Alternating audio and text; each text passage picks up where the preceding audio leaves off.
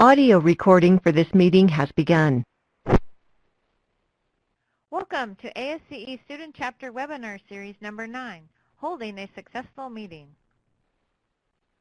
Hello, I'm Lori Troxell, and I'm the Faculty Advisor at Vanderbilt University.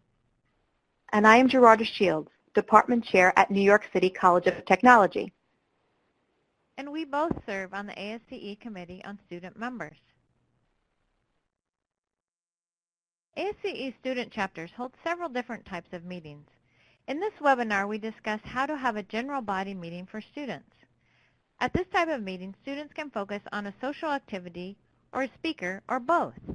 If it is an educational meeting, invite speakers from the community who are working on interesting projects. Faculty and practitioner advisors are good resources for finding speakers. Next, determine the best date and time for the chapter. Some chapters have weekly meetings at lunchtime and serve pizza.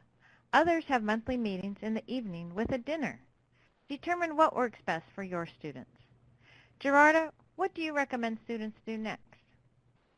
Well, Lori, students will need to invite the speaker and work out the date and time.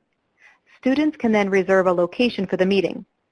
Some schools allow students to use facilities free of charge, but almost always they have to reserve a room.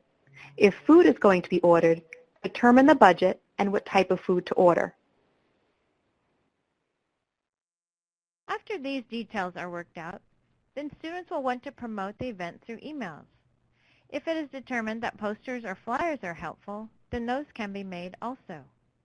Finally, it never hurts to ask professors to make announcements about ASCE meetings. Have you ever made an announcement in your class, Gerarda? Absolutely yes.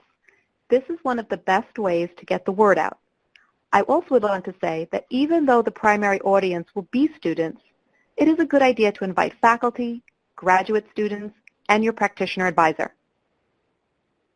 And then, on the day of the meeting, confirm the room and the food delivery.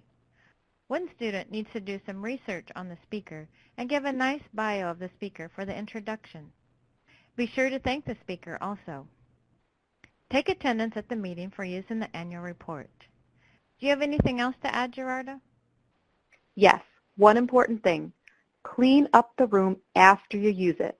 The people who use the room after you will be very grateful. Great idea. Have a great meeting. Thank you for joining us for webinar number 9. For more information, check out the Student Chapter website.